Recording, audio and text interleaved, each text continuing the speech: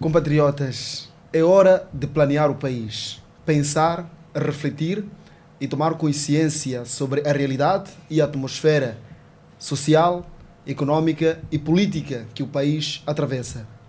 Nestes tempos difíceis que vivemos, pensar vai ser decisivo. Mas não podemos pensar só por pensar.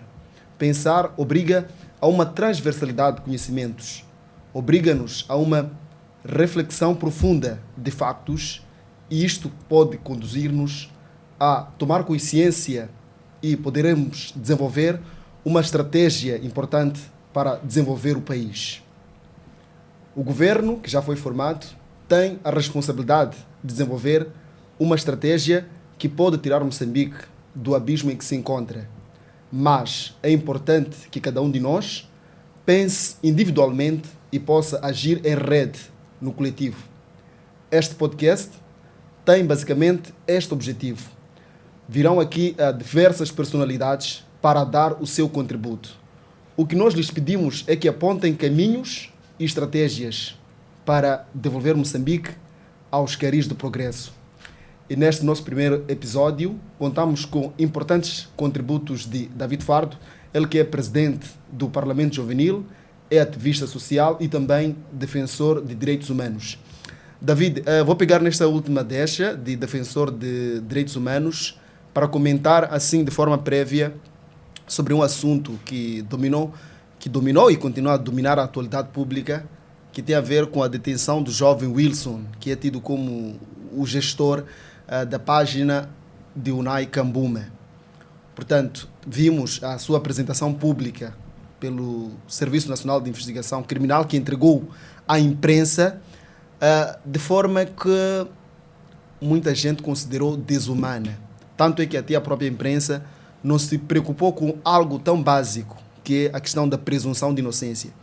Eu, como jornalista, já tive algumas experiências, já fui à apresentação pública de detidos, tanto no Cernic, assim como na polícia. A primeira coisa, até os porta-vozes mais júniores sabem disso. Mas desta vez do gestor da página, ninguém se preocupou com isso, tanto o Cernic, assim como a própria imprensa, e vimos ali jornalistas decanos. Como é que olha para isso todo o teatro, se podemos assim considerar?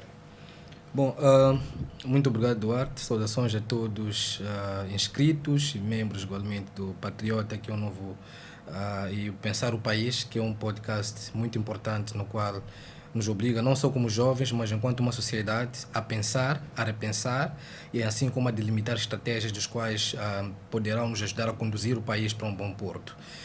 E neste leque de desafios que nós temos como nação, obriga-nos como juventude, como a maior parte naquela que em todas as áreas na qual se encontra, a poder fazer algo diferente e de bom, acima de tudo, como forma de contribuir para o desenvolvimento sustentável de Moçambique, dessa nossa nação que desde 75 alcançou a independência, mas de lá para cá vem lutando, de tempos em tempos, vem enfrentando situações de insegurança e, como sempre temos dito, não há desenvolvimento sem paz, não há desenvolvimento sem segurança. E neste quesito de paz e segurança que é colocado em causa, nós assistimos dia após dia aquilo que é, diríamos, na qualidade de defensor de direitos humanos, assistimos aquilo que é a violação gravosa dos direitos humanos. E antes é preciso frisar o facto desse número de casos que nós recebemos é porque os órgãos de comunicação social estão lá. É porque existe alguém, se calhar, com acesso a um smartphone que vai Exato. fazendo a partilha com os órgãos de comunicação. Mas se formos a nos questionar ao longo das 11 províncias do nosso país, se formos a nos questionar ao longo deste vasto Moçambique, quantos casos nos quais não temos conhecimento, que se fossem levados à tona ou o nosso conhecimento poderíamos, se calhar, estar mais alarmados, eu acho que os dados particularmente são dados muito elevados. Agora, nesta questão toda, sabemos de antemão que os direitos humanos não se defendem por si só. É preciso que tenhamos cidadãos ou indivíduos dos quais se colocam na linha da frente, ou seja, nos bastidores, mas que o objetivo central é mobilizar e consciencializar. É uma destas ações como David Fardo, presidente do Parlamento Juvenil, ativista social, defensor dos direitos humanos tenham igualmente levado a cabo, cujo objetivo central é mesmo tornar a nossa camada juvenil mais consciencializada a partir do momento que nós temos a Constituição da República, a partir do momento que temos a Declaração Universal dos Direitos Humanos, temos a Carta Africana da Juventude. Quer dizer, é um leque de documentos e de políticas nas quais o objetivo central é de enfatizar a questão dos direitos humanos. David, sem querer lhe cortar, eu já estive, por exemplo, numa formação em matérias de direitos humanos, tanto da Carta Africana. Curioso é que nessa formação participaram também agentes da lei e ordem. E ficamos a saber que, afinal, essas formações são rotineiras. Mas é diferente daquilo que vimos no terreno. O que é que, na tua opinião, pode estar acontecendo? Eu acho que, de antemão, existe aqui uma falta de vontade política. Eu me referi à Declaração dos Direitos Humanos, Universal dos Direitos Humanos, que tem mais de 70 anos, por exemplo, desde a sua promulgação. Aqui em Moçambique igualmente tem um Estado signatário, ou seja, significa que também tem a devida missão de partilhar e de seguir o que está plasmado nesta declaração. E de antemão, não só foi partilhada a declaração, mas igualmente existe este papel dos órgãos, digamos, estatais, de fazer a disseminação dessas informações, capacitar os agentes da lei e ordem, mas que, acima de tudo, eu acho que, respondendo à questão diretamente, o que é que está a falhar, eu acho que existe aqui uma falta de vontade. Falta de vontade de fazer as coisas acontecer. Por exemplo, tenho sombra de dúvidas de que os agentes da CERNIC, os agentes igualmente da Polícia da República de Moçambique, e de vários outros, assim como os agentes da UIR, não têm a mínima noção de que qualquer cidadão tem um direito à vida. Eu tenho a máxima dúvida, igualmente, de que os agentes que aqui fiz a menção não têm a máxima noção de que qualquer cidadão, independentemente do caso ou do crime que ele foi imputado, tem como princípio básico, digamos, jurídico, tem aquilo que é a presunção de inocência. Mas, de antemão, o que nós vimos é que antes estes cidadãos passam por situações de tortura e depois são questionados se cometeu o crime ou não, claramente. E esta questão é colocada como forma de pressão. E, acima de tudo, depois desta tortura, respondendo à primeira questão da situação do jovem Wilson, em algum momento acho que passou por uma pressão, pese embora os órgãos de comunicação social no dia da sua apresentação não tiveram nem sequer uma palavra pronunciada por esses jovens dizendo que sim ou não. E quanto a isso, Duarte, permita-me também fazer aqui uma ponte, que é uma questão ligada àquilo que são os crimes cibernéticos. Nós, como uma nação moçambicana, ainda estamos muito, mas muito na cauda do desenvolvimento em relação àquilo que é o acompanhamento tecnológico. Os crimes cibernéticos que em Moçambique havia, assim, recentemente a discussão sobre as políticas, sobre a criminalização, mas que eu acho que ainda existe um caminho muito longo por se trilhar como forma de combater de forma significativa, combater não só, assim como encontrar os perpetradores e colocá-los na bala da justiça, e com forma de responder às mais diversificadas pessoas que foram lesadas em relação a isto. Os direitos humanos, de forma mais vasta, diríamos que não só são violados por agentes da lei e ordem, são violados igualmente em todas as áreas.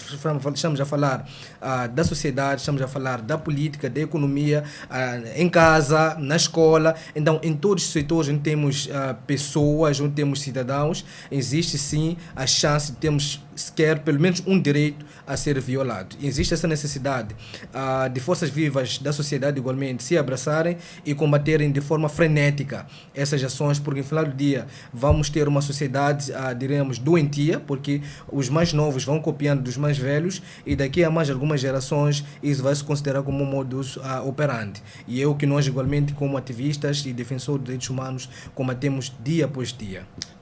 David, nós somos moçambicanos, todos nós sabemos que o nosso país não está bem. Isso seria querer tapar demais o sol com a peneira, mas nós não temos um outro país para ir. Nós nascemos aqui, temos que viver aqui, temos que pensar e encontrar soluções para o nosso país. Na sua opinião, já foram lançados o plano para os 100 dias, né, do presidente, do governo.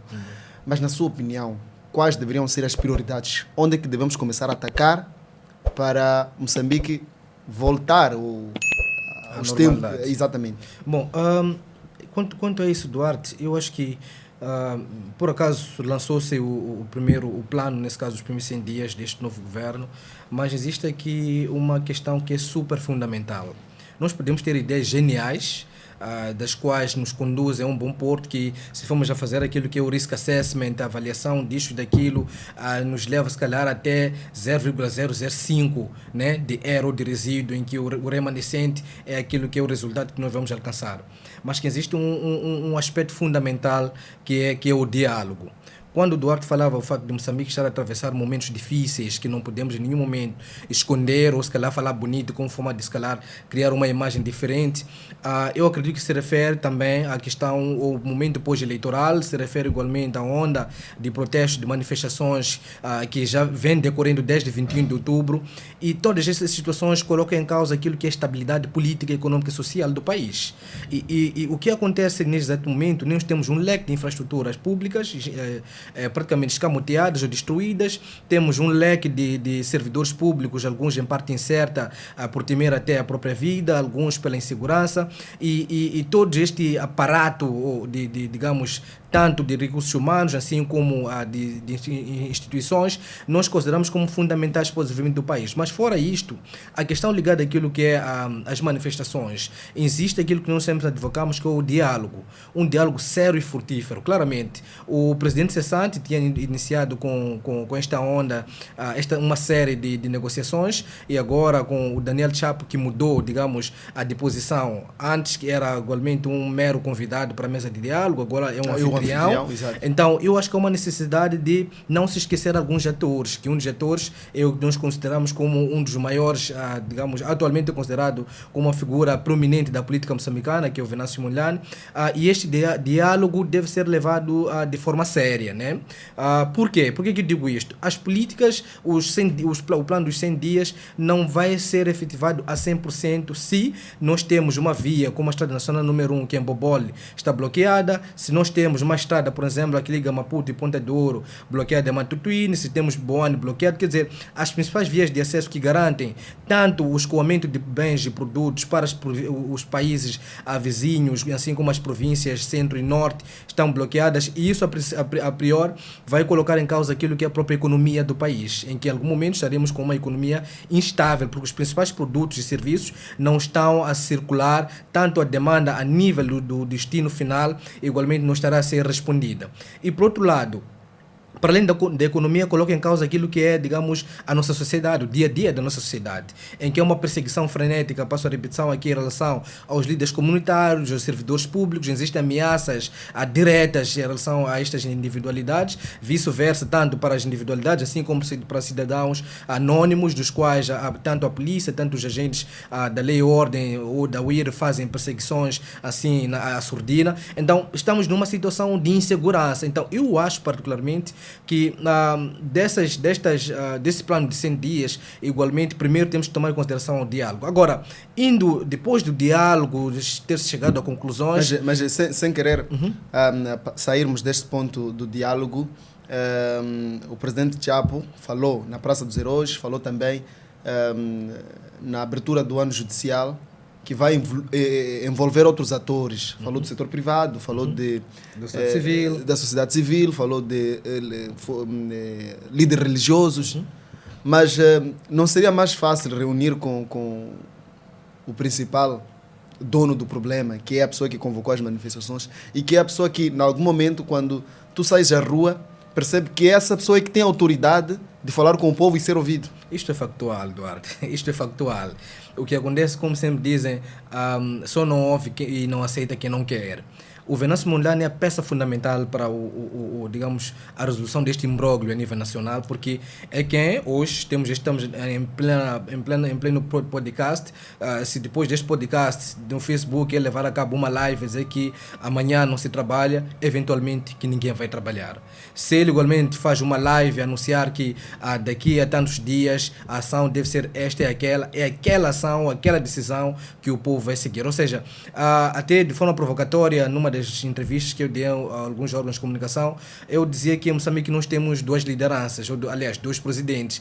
Um, que é o Galmente, que foi empossado pelo Conselho Constitucional, mas temos outro que é o autoproclamado presidente do povo, em que o presidente do povo, particularmente, tem a voz de comando, é quem igualmente dita as regras, é quem vai fazendo vai estando na linha da frente do público no seu todo.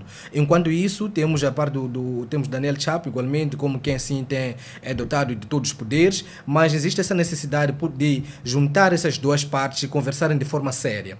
A sociedade civil, as confissões religiosas, os líderes comunitários e vários outros atores, igualmente são fauna acompanhante, exatamente. Esses não têm voz ativa e, por mais que tenham, nesse exato momento, são os mesmos que de antemão advocam pelo fato de este diálogo tem que ser entre as duas partes, envolvendo igualmente o próprio Venâncio Mondlane. Porque no final do dia, a qualquerização deste indivíduo vai apenas nos levar cada vez mais ao abismo, né? Recentemente vimos um dos maiores jornais de circulação na praça, que é o Savana, quando falava sobre isso, o fato de deixar o Venâncio Mondlane de lado, nós vamos conduzir o país para o abismo e dificilmente poderemos resolver aquilo que são os principais problemas desta nação, que devem ser resolvidos a partir do diálogo, e neste diálogo vai se encontrar alguns pontos de interseção, né? São esses pontos dos quais, no final do dia, como sociedade moçambicana, naquela que vai participar sem direito à voz, saberemos que o que foi discutido como principal ponto de agenda foi este, e as ações de seguimento são estas e aquelas, sob o risco de, deixando este ator de fora, ignorando todas essas recomendações ou propostas, teremos um governo no qual, durante um mandato de 5 anos, poderá até certo ponto ser mesmo, a ser prejudicado, ou ter ações de ter interferência no meio disso, que não poderão, aliás, não conseguir alcançar o desiderado. O presidente Chapo, bom, vamos falar sempre dele, porque é a pessoa que está a conduzir-nos neste barco, apregoa sempre nos seus discursos que temos que fazer coisas diferentes para termos resultados diferentes na forma positiva. Exato. Mas eu sinto uma comunicação não muito fluida, como acontecia na anterior governação, quando são assuntos ligados à segurança e à ordem pública. Tivemos um rapto. Eu acompanhei atentamente o discurso durante a tomada de posse, que o primeiro pilar que ele tocou foi o combate aos raptos. Tivemos uma situação de rapto há dias. Tivemos a situação dos alegados na Paramas. Na zona centro-norte. Exatamente. Temos a situação de Bobole, que é um balde que está ali a fermentar. A qualquer momento aquilo sempre vai eclodindo. Mas a imprensa vai ter com o ministro do Interior. O ministro do Interior diz: não, isso é com a defesa. A defesa diz que não, é com o interior. Não seria oportuno aparecer uma entidade desses dois que representam as forças de defesa e segurança, dar-nos o ponto de situação do que realmente está a acontecer, quem são esses naparamas, quem são essas pessoas que estão a manifestar, tal como víamos sempre o porta-voz do Comando-Geral, o Mudumani, que aparecia sempre nas manifestações, dizer que não, tivemos o saldo de tantos polícias, tivemos o saldo de tantas destruições, e agora está a ver um silêncio, tal como se viu quando começaram os ataques terroristas em Cabo Delgado. Como é que olha para este? Eu queria mesmo tocar neste ponto último. Recentemente, por acaso, vi a entrevista, a tentativa, né, de concessão de uma entrevista que foi frustrada, terminou em fracasso, praticamente, quando os órgãos de comunicação perguntavam tanto ao Ministro do Interior, assim como da Defesa, sobre a questão ligada à segurança no país, e que ambos, decidiram, cada um, a tirar a batata para o outro. Mas eu acho particularmente que este é o modus operandi dos nossos ministros, que se formos a voltar pelo tempo, a quando dos primeiros ataques em Cabo Delgado, nós tivemos um leque de jornalistas que foram detidos, porque os próprios ministros diziam que não, a situação de Cabo Delgado, isso em outubro de 2017, a situação de Cabo Delgado é uma situação do Estado, em que os jornalistas, a sociedade civil, não precisa se inteirar, e tivemos a situação de vários jornalistas que foram sequestrados, foram mortos, alguns desapareceram. Um dos exemplos é do Abdul Mbaruco, que desde abril, acho que foi de abril de 2020, desapareceu até hoje. Tivemos informações de que igualmente foi assassinado. Mas que a tentativa tanto do Abdul Maruco, tanto de vários outros jornalistas que sofreram represálias, era de trazer esta informação para o povo, era de igualmente ter uma comunicação com quem é de direito. E o ministro é, se calhar, a segunda figura depois do presidente em que pode, dependendo do Ministério de Tutela, responder às questões que lhe são colocadas. E olhando esta questão específica quanto à paz e segurança ou à estabilidade em Moçambique, o Ministério do Interior, assim como o Ministério de Defesa, são os principais indicados, que poderiam dar uma resposta, por mais que seja política, porque o objetivo central das questões que colocaram é igualmente informar os moçambicanos para que estes tenham, vamos lá, tenham a real dimensão do que está acontecendo no terreno, o que eventualmente está a ser organizado para garantir a paz e segurança.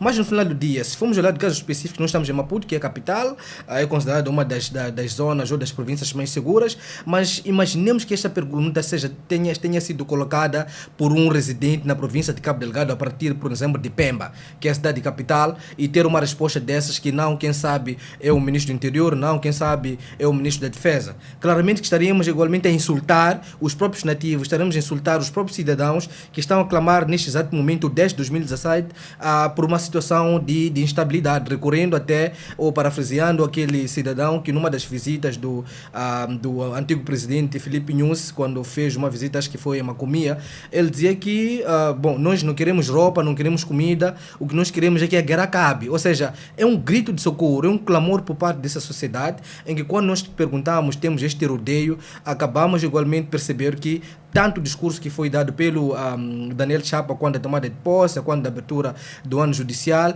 me parece que não temos aqui nenhuma mudança. Bom, para mim seria prematuro fazer a avaliação, porque ainda não se passa nem sequer um mês depois da tomada de posse, mas olhando as situações nas quais já estão a correr, depois de quase 2 semanas de tomada de posse, já tivemos situações acho que são 2 raptos, tivemos situações de cidadãos que foram alvejados mortalmente, detidos injustamente, a situação deste jovem que foi igualmente espancado, o jovem Wilson, o suposto Unai, porque tudo é uma suposição, que também lhe foi vedado aquilo que é, digamos, o princípio de liberdade condicional. Já sabemos de antemão, aliás, de presunção de inocência, porque a partir do momento em que este é incriminado, aí um dos direitos que lhe fica condicionado é a própria liberdade. Exato. Mas todos ele deve gozar. Agora, isto para nós nos coloca pensando sobre que país estamos a construir, para onde é que nós vamos. Porque, primeiro, tanto as iniciativas de diálogo são praticamente deixadas de lado,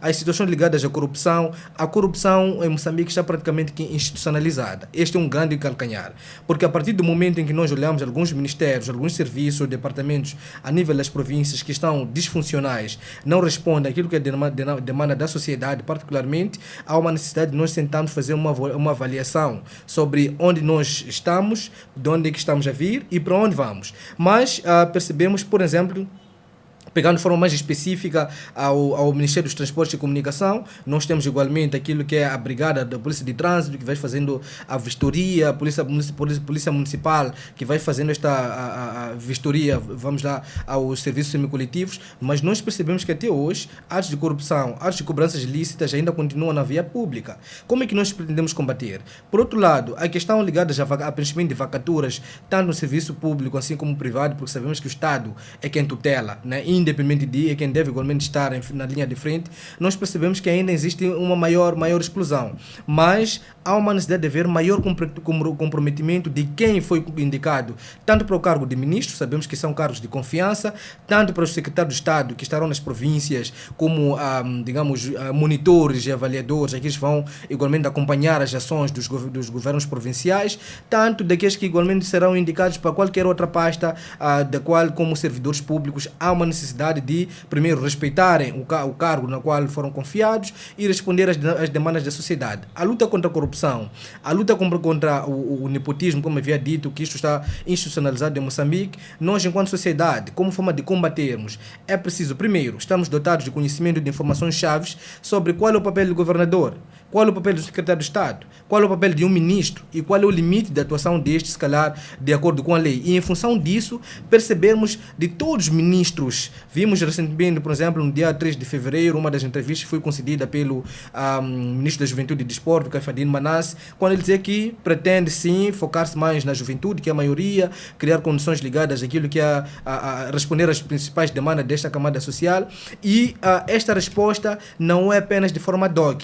Esta resposta deve ser resultante de auscultações, deve ser consequência de conversas, seja a portas fechadas ou de forma, digamos assim, aleatória com a sociedade civil, com jovens nos partidos políticos, dentre vários outros setores sociais, como jovens, dos quais podem falar na primeira pessoa, porque temos aquilo que é o nosso slogan, que é nada para nós sem nós, ou seja, nada para a juventude, sem a juventude. Esta camada social, sendo aquela que parte, segundo a nossa Constituição da República, dos 18 aos 35 anos, claramente a Carta Africana da Juventude estabelece que é dos 15 aos 35 anos, eles já têm uma capacidade de poder, tomar decisões, de apresentar algumas propostas, das quais poderão resolver aquilo que são suas principais demandas. E olhando só para fechar, neste Ministério da Juventude, que ainda vamos desenvolver, existem principais pontos que, como a educação, como o emprego, a habitação, que sendo aquelas que a juventude clama de forma ou de viva voz, que devem ser prioritárias assim a sua solução. Eu vejo que na sua alocução prima muito pelo diálogo, considera o diálogo uma das importantes ferramentas para desenvolver o país, e isso é positivo. Agora, David, falaste aqui da questão dos transportes. Lembrei-me que já viajou muito pelo mundo, tem algumas experiências, vivências que pode partilhar conosco, mas também algo inusitado que uma dessas vezes vi no seu Facebook, que teria foi para uma cimeira e ficou com uma calça. Participou numa cimeira com uma calça, porque a companhia aérea trocou as malas, não sei o que e tudo mais. Acho que era a Airlink, né? Sim, foi a Airlink. E comparou a Airlink com os problemas da nossa LAM. Esta semana, recentemente, o Conselho de Ministros decidiu que as linhas aéreas de Moçambique devem ser privatizadas. Aliás, autorizou empresas do Estado a comprar ações na LM. Autorizou a HCB, a Imose, e acho que também os Caminhos de Ferro a comprar as ações da LAM. Eu também já tive algumas experiências não muito boas com a LM. Acho que todo moçambicano que viaja de voo já teve alguma história com as linhas aéreas de Moçambique. Mas nós tivemos a história da Fly Modern Arc, que esteve a gerir as linhas aéreas de Moçambique. Saiu, não sei como é que saiu, só houve um relatório fidedigno. A única coisa que soubemos que fez foi descobrir que afinal haviam extravios, haviam POS que na verdade não eram POS das linhas aéreas, o dinheiro caía em Bottle Store. E esta nova decisão do governo, acha que pode salvar a nossa companhia de bandeira, na sua opinião? E primeiro eu gostava de ouvir essa história aí da calça, depois das malas. Das malas. Bom, a história da calça foi no ano passado. Sim.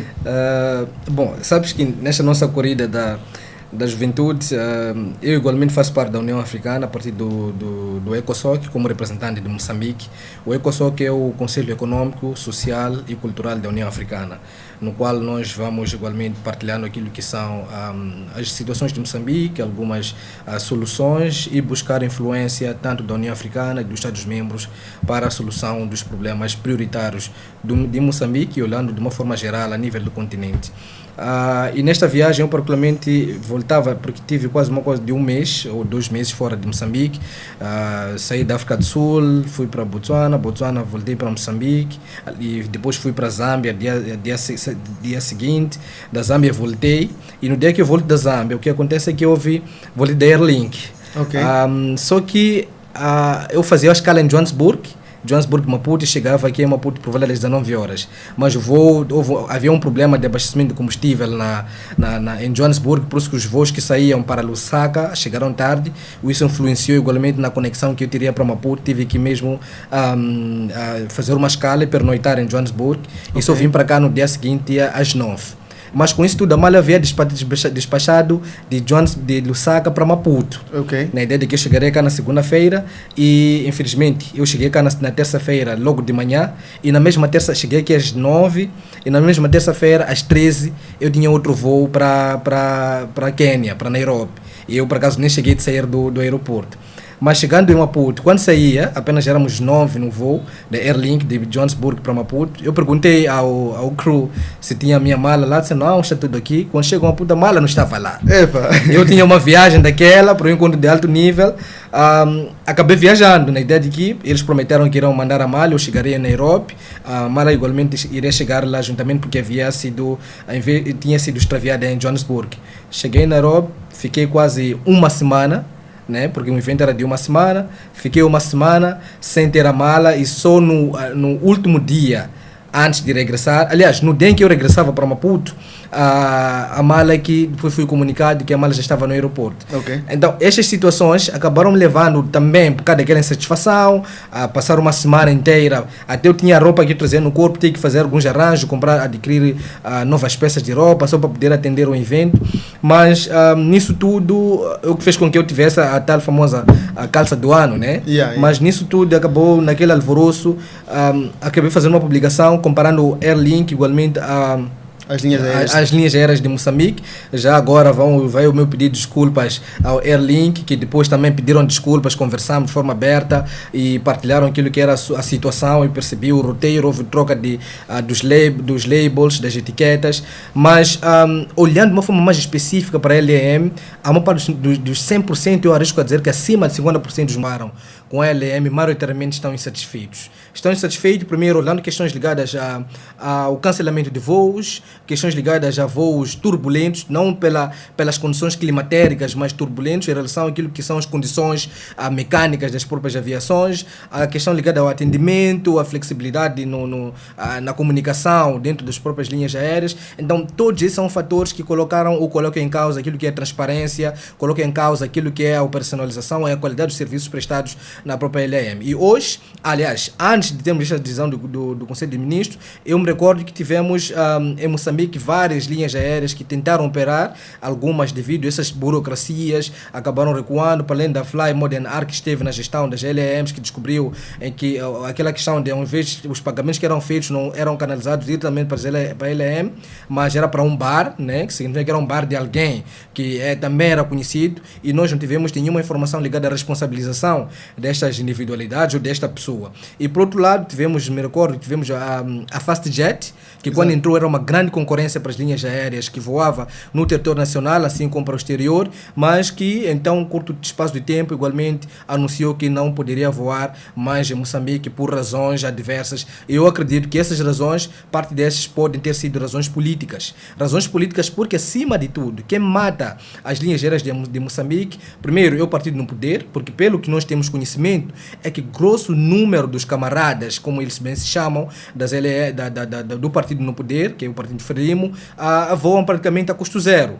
E no final do dia, em relação àquilo que é a dívida Estado ou partido do Estado, praticamente em relação às linhas aéreas, são custos mesmo que exorbitantes, colocando em causa o que é, primeiro, as tarifas que são aplicadas para o passageiro anônimo, porque no final do dia, em relação àquilo que é sobrecarga das próprias linhas aéreas, o que acontece como espaço, como linha de fuga, ou como linha sustentável de arrecadação de receitas, é se calhar colocar ou sobrefaturar aquilo que são os preços praticados nas passagens, tal forma que é mais caro viajar de Maputo para Pemba do que viajar de Maputo para Lisboa. O que nós pagamos ida e volta de Maputo para Pemba, nós pagamos se calhar numa passagem de ida e volta daqui para Nairobi, daqui para Quênia, quer dizer, daqui para Zâmbia, dentro do contexto moçambicano.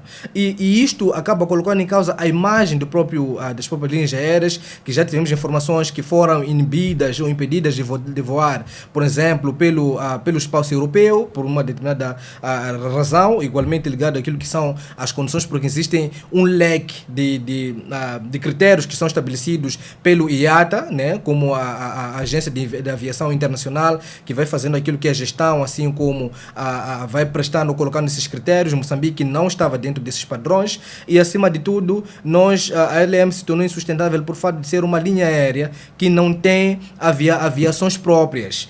quase todas, né, as poucas que têm, são aviações alugadas. E nesse contexto, assistimos igualmente que quanto mais tempo passa, as dívidas vão aumentando, a semelhança, por exemplo, do avião que foi alugado para questões de carga em que em nenhum momento chegou a funcionar. Ou seja, Moçambique tem mais as LMs que estão praticamente no fundo em termos de sustentabilidade, e com esta decisão que foi tomada recentemente da venda de ações, acho que ronda em 91%, né? Sim. Para EMOS e CFM, EMOS e CFM, me falta a terceira, HCB. Né? Acho que é na Gabi, se eu não me engano. Então, este acredito que seja mais uma das vias que pode vir a ser sustentável. Se vai ser funcional ou não, cabe a nós fazermos acompanhamento dentro do período que estará a ser operacionalizado, mas este acompanhamento é diretamente proporcional à transparência por parte de quem estará a gerir estas linhas aéreas, pelo fato de nós só poderemos fazer essa avaliação tendo aquilo que será o objeto contratual, termos aquilo que são as linhas ou os termos de referência, e igualmente sabemos quais são as entidades em termos de maior percentagem acionária, né, que estarão na linha de frente, que vão tomando as maiores decisões, vão conduzir as próprias linhas aéreas. Caso não, estaremos a voltar com o mesmo trabalho, com o mesmo problema de sempre, apenas mudando de atores ou mudando de pessoas das quais não estaremos a responsabilizar. Agora, esta questão igualmente da venda de ações, e vimos recentemente a publicação no jornal de maior circulação, que é o Jornal Notícias, e vários outros órgãos de comunicação social também fizeram a partilha, a questão ligada à aquisição de aeronaves, né? Nós percebemos que igualmente possa ser mais um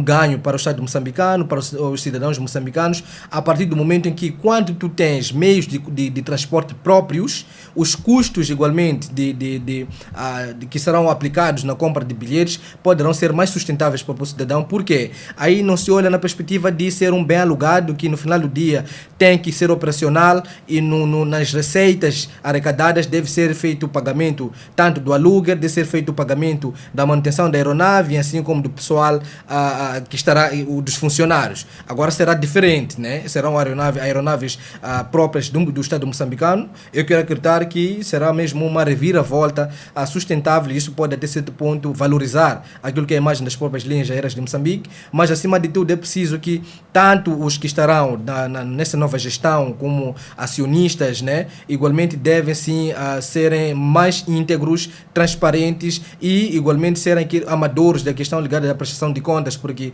os moçambicanos, independente deles comprarem ações, o valor que a EMOS vai usar para comprar ações, o CFM, a HCB, os valores que eles vão usar não são valores que caem do céu, não Exato. São fundos que se calhar são doados até porque essas empresas são do Estado. É isso que deve haver uma clareza junto dos moçambicanos, porque se o Estado é acionista ou às vezes é o dono destas empresas, não é necessariamente uma empresa do setor privado que foi comprar. Então, por acaso, até, no caso específico, por exemplo, da HCB, eu sou um dos acionistas da HCB. Nem tenho orgulho de dizer isto, porque comprei ações na HCB. Acho que há 3 anos, há né? 3 anos. Mas como é que vai? Como são as receitas? Se calhar, eu acho que o Duarte, neste podcast, estamos a pensar o país, mas também pode nos dar essa experiência do que é comprar ações. Não vou aqui desincentivar o mercado capitalista, aliás, o mercado bolsista. Mas eu vou contar essa experiência, naquela coisa, naquela emoção, eu acabava de participar de uma formação de mercado financeiro. Então vieram ali os funcionários da Bolsa de Valores, explicaram-nos como funcionava tudo aquilo. Dias depois, a HCB veio anunciar a venda de ações. Eu comprei ali as ações na HCB, não vou especificar aqui o valor, comprei as ações. No primeiro ano, a HCB emitiu um comunicado a dizer que não iria de repartir os lucros com os sócios, porque naquele ano acabava de acontecer o ciclone Idai e caíram muitos postes de transporte de energia para Zimbábue e África do Sul, e estavam a registrar prejuízos. Nos anos seguintes, de repente estou a receber uma mensagem na minha conta bancária dizer que caiu 15 meticais. 15 meticais para uma pessoa que tem muitas ações. E de lá até hoje, nem sequer satisfação, nunca fui chamado para uma Assembleia Geral. Então era só para partilhar este episódio, que também a questão da transparência nas empresas públicas. E eu hoje fico assustado. Mesmo há dias ouvi a empresa Tropigalia a dizer que estava a vender ações, mas neste modelo, depois daquela experiência que eu tive de compra de ações na HCB e na minha qualidade de jornalista, já me apareceram várias pessoas a tentarem denunciar. Há um senhor que eu me lembro que gastou 50 mil meticais. Diz que na conta dele acho que só cai 300 meticais anualmente. Então, não é sustentável. Não é sustentável o mercado bolsista, mas nós temos aí várias pessoas já a apregoarem que o mercado bolsista é uma forma de tu investir o teu dinheiro, como acontece nas bolsas de Londres, em Wall Street, nos Estados Unidos, mas aqui a realidade é diferente.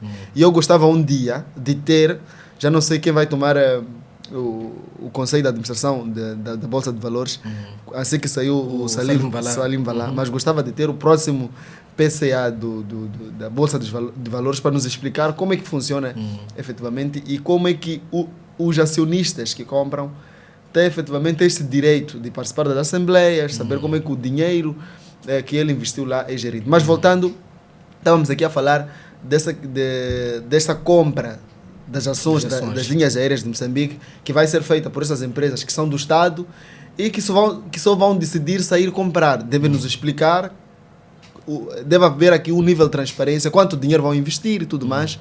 E é um bom, digamos, a curto espaço de tempo também termos resultados. Sim.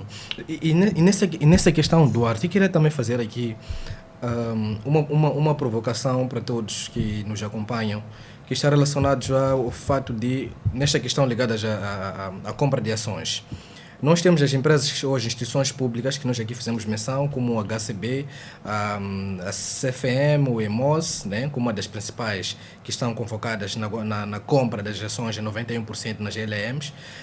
Mas é preciso também percebermos que dos valores que essas empresas ou essas instituições vão usar é um valor no qual é a contribuição de cada um de vocês como moçambicanos.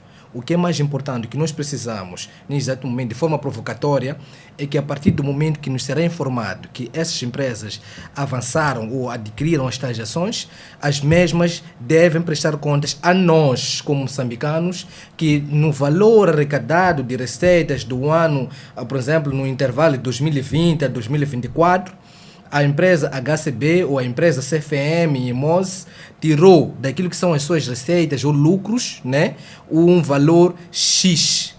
E se nos diz que tirou um valor X, aí igualmente deve dizer qual é o remanescente. O que isso significa? É uma forma de estarmos a pressionar em relação àquilo que é prestação de contas. Exatamente. E a partir deste momento, essas empresas, com a operacionalização das LMs, das quais já vão ser geridas de forma conjunta, é preciso que anualmente sejam prestadas contas, sabendo, por exemplo, assim, um exemplo hipotético, que uma determinada empresa tem 10% das ações, comprou 10% nas LMs, significa que no final do ano econômico, no final do ano, eles poderão repartir aquilo que são os lucros, ou seja, uma parte dos lucros volta para o investimento de quem igualmente comprou as ações, o que significa que se tivermos um lucro anual de $1 milhão, é um exemplo hipotético, repito, significa que 10%, que são $100 mil, vai para a HCB ou vai para o EMOS. Então, isto, para nós como cidadãos moçambicanos, naquela perspectiva de transparência, de prestação de contas, estaremos cientes sobre a quantos anda a produção, tanto da LM, e a quantos anda o retorno do investimento que foi dado da empresa A, B, C e D. E é aí que nós poderemos igualmente estar a caminhar num passo. Mas sem isso, o que vai acontecer é que estamos numa situação de sonegação de informação. Okay. É que no final do dia, diremos porque a empresa X comprou ações, a empresa Z comprou ações, mas o que é que ganha, o que é que investiu, igualmente estamos todos numa zona de penumbra. E, David, temos que gerir o tempo, temos que passar para uma outra página, mas antes quero deixar aqui um recado, aproveitando essa oportunidade, vou deixar aqui um recado, um apelo ao PCA da HCB, o Dr. Tomás Matola. Nós, acionistas, estamos a pedir um esclarecimento em relação às nossas ações. Nunca sabemos se estão valorizadas, se não estão valorizadas. Então, quero acreditar que este recado vai chegar ao PCA e na próxima Assembleia Geral da HCB sejamos convidados para ouvirmos em que pé é que ficamos. Agora, David, tu já viajaste para muitos países, na qualidade de presidente do Parlamento Juvenil, foste buscar lá experiências, não estava só a fazer turismo, foste buscar Exato. experiências. Agora, o que é que pode nos trazer de positivo dessas experiências que buscou lá para a nossa juventude? Bom, Se tivesse agora a oportunidade para Copiar. falar com o Caifadine, Exato. que é o nosso ministro, ou se Exato. pudesse assessorar o Caifadine Manassi. Exato. Yeah. E, na verdade, nós como jovens somos assessores do ministro. Ele tem que saber e reconhecer isto. Ou seja, as suas ações são diretamente proporcional às ideias que são parladas pelos jovens. Mas na qualidade de ativista, presidente do Parlamento Juvenil e membro de vários movimentos a nível do continente africano, como, por exemplo, fui fundador e primeiro coordenador da Coligação da Juventude dos Países Africanos de Língua Oficial Portuguesa, e também membro do Africa Movement, membro do African Coaching Network, membro igualmente da African Youth Federation e várias outras que faço parte, e igualmente do Afrique, das quais vou dando esses subsídios e aprendo igualmente com eles. Existem questões a copiar e que é uma necessidade, como Estado moçambicano, temos que apregoar a sua materialização. Primeiro, olhando o fato de a juventude ser aquela que é a maior, digamos, ser a maioria, né? Sim, sim. A nossa pirâmide etária tem uma base larga. Exato, que é uma base larga que é a própria juventude. E olhando nesse país, podemos, calhar, posso tentar concatenar isto de acordo com algumas áreas prioritárias. Por exemplo, pegando a educação, né? Temos países como Zâmbia, Moçambique hoje, temos o UEM, temos o UP, como instituições públicas, nas quais recentemente decoraram exames de admissão. Sim. A própria UEM declarou que nas mais diversificadas extensões teve um registro de aproximadamente 24 ou 25 mil candidatos, dos quais concorrem para apenas 4 mil vagas. Okay. O que significa que aproximadamente 20 mil estarão fora da UEM. Por mais que esses encontrem outras instituições privadas, há um número considerável que estará fora do ciclo educativo para o ensino superior. E os outros países, como o caso da Zâmbia, por exemplo, a questão ligada aos exames de admissão, em Zâmbia não se faz exame de admissão. O que se faz enquanto candidato, a partir do momento que conclui a 12ª classe, escreve para a universidade, né, como fosse uma candidatura aberta, submete o processo com todas as suas notas e tal, e existe um processo aberto de seleção, que são selecionados os estudantes, claro, de acordo com os critérios que são estabelecidos, mas existe um leque de instituições públicas nas quais vão absorver esses estudantes. Não só Zâmbia, temos o Zimbábue, que é a antiga Rodésia, que é ao lado do Zimbábue, Rodésia do Sul, o qual igualmente tem um dos melhores sistemas de ensino de qualidade. Tanto o Zimbábue, tanto o Malawi. Eu me refiro a esses sendo países próximos, em que Moçambique, igualmente, dentro dos acordos bilaterais, tem a sua relação e facilmente poderá ter essa troca de experiências. Outra questão ligada, por exemplo, ao próprio ensino, é um ensino no qual é o custo zero. Né? O custo zero, não temos situações de pagamento de primeiro ao ensino básico, pagamento de guardas, primeira a 12ª, por exemplo, né? Não existe essa questão de pagar matrícula, pagamento de guarda, isso tudo é custo zero, porque o próprio Estado já vai financiando diretamente, injeta alguns recursos lá que vão assegurar o funcionamento dessas instituições, diferentemente no nosso país. O que quer dizer com isso? Que é uma necessidade igualmente.